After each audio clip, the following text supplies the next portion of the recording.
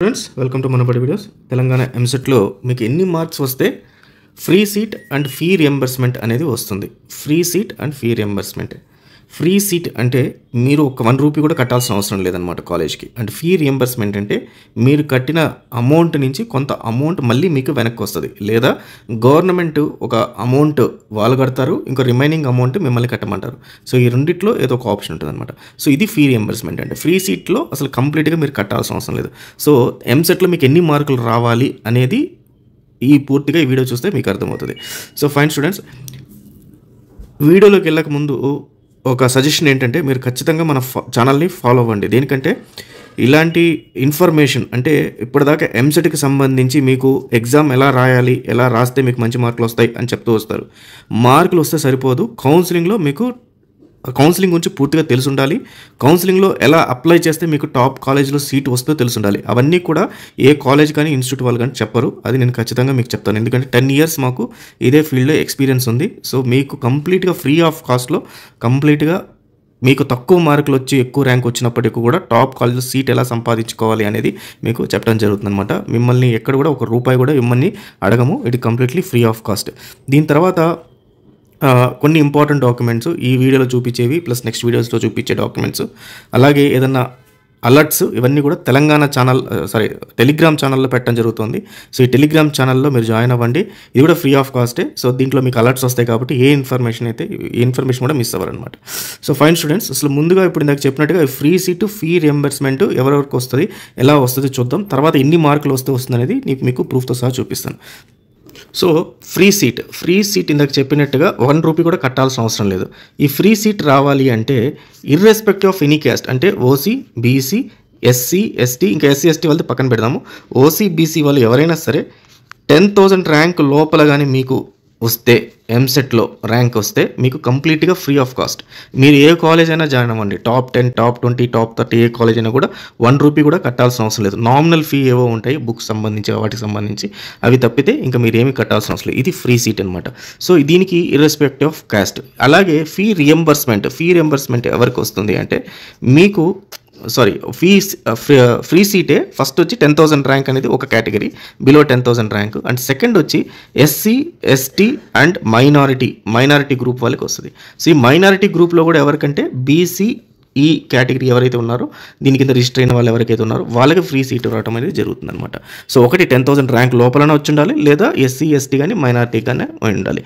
ఇది ఫ్రీ సీట్కి సంబంధించి. Then free reimbursement ఎవరికి వస్తుందంటే మీరు 10,000 ర్యాంక్ అబోవ్ వచ్చిన వాళ్ళు ఎవరైనా సరే, ఎవరికైతే యాన్యువల్ ఇన్కమ్ అంటే ఫాదర్ది మదర్ది 2 lakhs కన్నా తక్కువ ఉందంటే, అంటే నెలకి 16,000 దానికన్నా తక్కువ ఇన్కమ్ ఉన్న వాళ్ళు ఎవరైతే ఉంటారో వాళ్ళందరికీ కూడా ఫీ రియంబర్స్మెంట్ అనేది వస్తుంది. అంటే ఫీ వెనక్కి వస్తుంది. ఎంత ఫీ వస్తుందంటే 35,000 దాకా వస్తుంది. ఇది 30,000 ఆర్ 35,000 ఈ రెండింటి మధ్యలో ఉంది ఫిగర్. తెలంగాణ గవర్నమెంట్ ఈసారి మళ్ళీ దాన్ని అప్డేట్ చేయడం జరుగుతుంది. అది చేసిన చెప్తాను, బట్ 35,000 కింద కన్సిడర్ చేద్దాము. సో 35,000 ర్యాంక్ అమౌంట్ దాకా మీకు వెనక్కి అయితే అమౌంట్ రావడం జరుగుతుంది అనమాట. ఇది 2 lakhs అబౌవ్, 2 lakhs కన్నా తక్కువ ఇన్కమ్ ఉండాలి. 10,000 ర్యాంక్ కన్నా అబోవ్ ర్యాంక్ వచ్చిన వాళ్ళు ఎవరికైనా కూడా ఇవ్వడం జరుగుతుంది.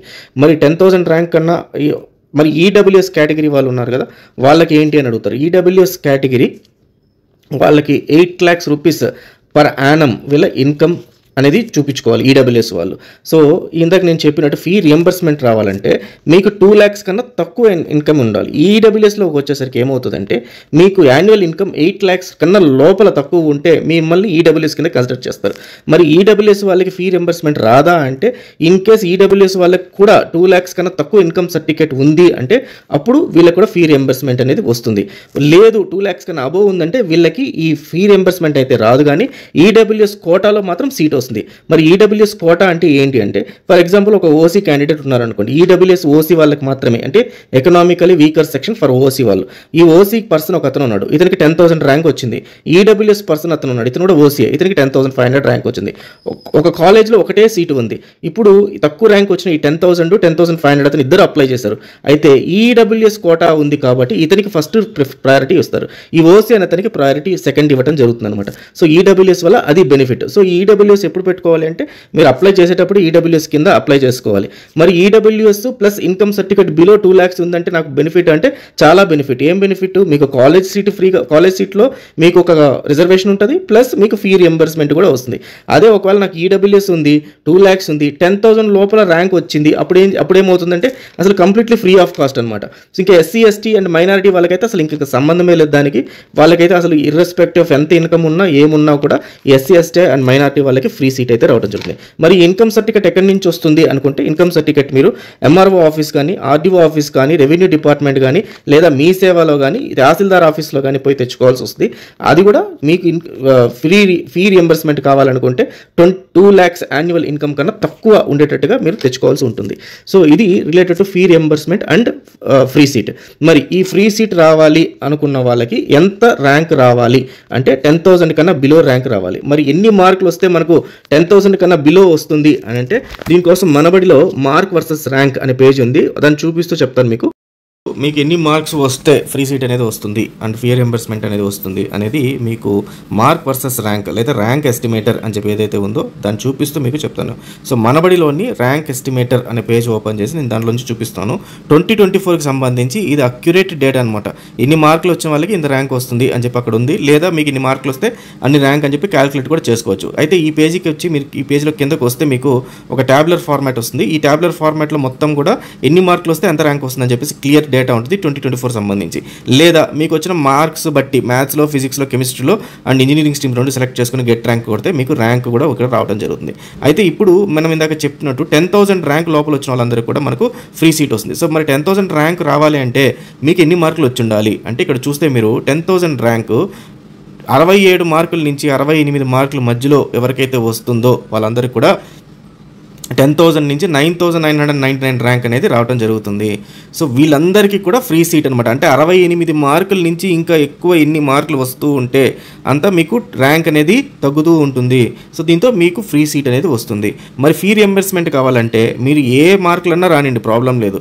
మీకు 2 lakhs కన్నా తక్కువ ఇన్కమ్ ఉంటే చాలు మీకు ఫ్రీ రియంబర్స్మెంట్ అనేది వస్తుంది.